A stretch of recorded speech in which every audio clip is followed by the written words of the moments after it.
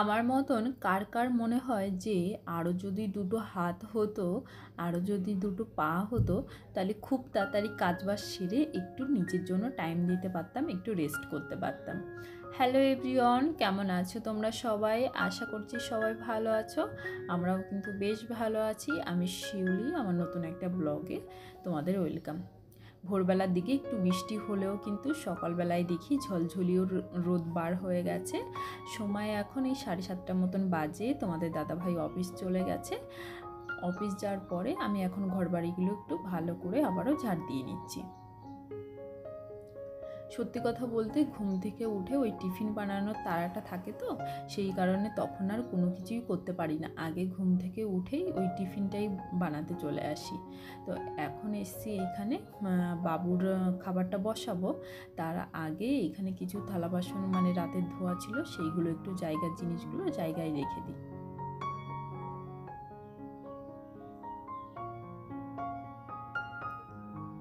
ও সকালের দিকে একটু জল বিস্কুট খেয়েছে, তা ভাবছি যে এখন ওর জন্য না ডিম সিদ্ধ আর আলু সিদ্ধ একটু ভাত বসিয়ে দেবো।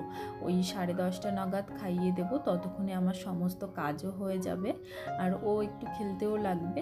একবারে খেয়ে দিয়ে তারপর ঘুমিয়ে পড়বে, কারণ কি ও 7টার দিকে উঠে গেছিলো, আর অত সকালে যদি ও উঠে যায় না, তারপর ও আবার মানে 10টা 10:30 নাগাদ আবার ঘুমিয়ে যায়।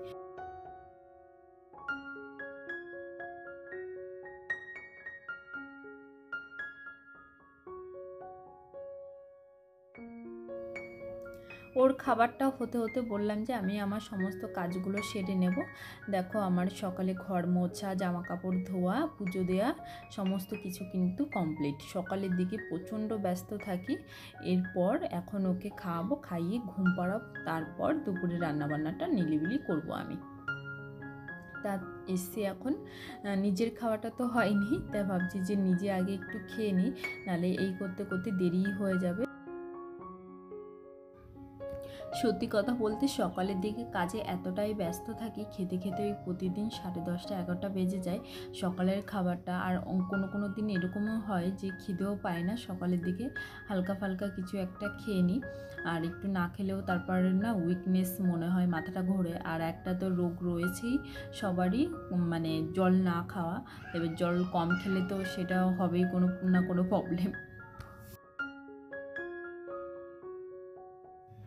সকালের ব্রেকফাস্টটা খাওয়া শেষ হতে না হতেই মাথায় চিন্তা থাকে কখন দুপুরের রান্নাটা শেষ করে একটু ভিডিও এডিটিংটা করব নিলিবিলি বসে। আমি না একটা কাজ করি, যখন বাবাইকে ঘুম পাড়াই তখন একটু বসে বসে ভিডিওটা যেটুকু আমার করা থাকে সেটা আমি এডিট করতে থাকি। তাহলে কি বলো তো, অনেকটা আগিয়ে যায়। এবার একবারে যদি রান্নাবান্নাটা আমার হয়ে যায় তাহলে আর কোনো ঝামেলা থাকে না। বাবাইয়ের খাবারটা যেহেতু সকালে হয়ে গেছে, এরপর ওর জন্য হয়তো আলাদা একটু তরকারি কিংবা ডাল করতে হবে। আমরা যদি মশলার কোনো জিনিস রান্না করি সেটা তো আর ওকে দেওয়া যাবে না, আর ওর জন্য হয়তো প্লেন কিছু করে দিলাম। আর যেদিন হয়তো মাছের ঝোল করি ও সেটা দিয়েই খেয়ে নেয়। তারপর ভাতটা আমার অনেকটাই লেটে বসাতে হয়, তার জন্য আবার আর একটা ঝামেলা থাকে। একবারে তো আর রান্না করে রান্নাঘর থেকে বেরিয়ে আসতে পারি না, 14বার আমার যাও আসো, আবার বাবাইকে খাওয়াতে হবে টাইম টু টাইম। তো অনেক দিন ধরেই ভাবছিলাম যে এটা বানাবো আর তোমাদের সঙ্গে শেয়ার করব। পুজোর আগেও অনেক ধরনের একটু স্ন্যাক্স বানানোর ইচ্ছা আছে। পুজোতে তো বাড়ি যেতে পারবো না, এখানেই কিছু না কিছু একটা মানে আনন্দ করব, এইসব খেয়ে দিয়ে এই আর কি। তো কারি পাতা ভেজে উঠিয়ে নিলাম, প্রথমে বাদামও ভেজে উঠিয়ে নিলাম। এখন আলুগুলো একদম ঝুরি ঝুরি করে কেটে নিয়েছিলাম, সেটার না জলের মধ্যে ভালো করে ধুয়ে একটা সুতির কাপড়ের মধ্যে মেলে ফ্যানের নিচে রেখে দিয়েছিলাম, যাতে একটু জল না থাকে। একদম অল্প অল্প করে দিয়ে দিচ্ছি, মানে ভেজে উঠাচ্ছি, যাতে বেশি পরিমাণে দিলে কি হবে বলো তো, এটা মানে একসঙ্গে লেগে যাবে আর ক্রাঞ্চি হবে না। চলো তোমাদের আওয়াজটা একবার শোনাই কেমন ক্রাঞ্চি হয়েছে।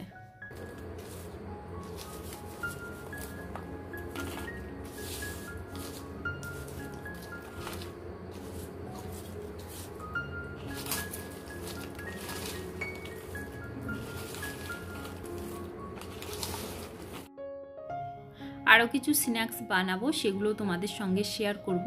এখন ঝটপট জামা কাপড়গুলো ভাঁজ করে নিচ্ছি, নাহলে আজকে বিকালেরও আরও প্রচুর জামা কাপড় হয়ে যাবে, একসঙ্গে বেশি ভাঁজ করতে ভালো লাগে না। তা দুপুরে আজকে কারি বানাচ্ছি, এটা নন বেঙ্গলিরা খায়, তোমরা ইন্টারনেটে সার্চ করলে পেয়ে যাবে। মানে ওই বড়ার মতন বানিয়ে টক দই বেসন দিয়ে ওটা একটা গ্রেভি বানানো হয়, তাই সেটাই বানাবো। আর আমার জামা কাপড়গুলো ভাঁজ করা হয়ে গেলে তারপর যাব দেখি রান্নাঘরের দিকে কি হচ্ছে, মানে ওই দিকে বসি, তারপর চলে এসেছি। তো আজকের ভিডিওটা এই পর্যন্তই রাখছি, কেমন লাগলো অবশ্যই জানিও।